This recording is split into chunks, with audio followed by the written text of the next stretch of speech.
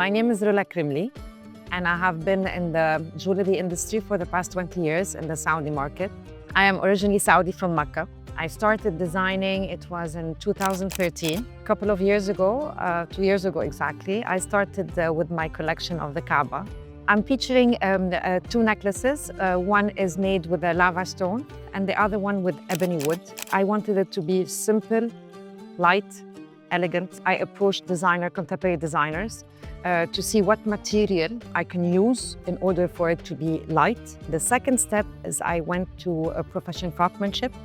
It was error and trial, and then the final work was really satisfactory for me.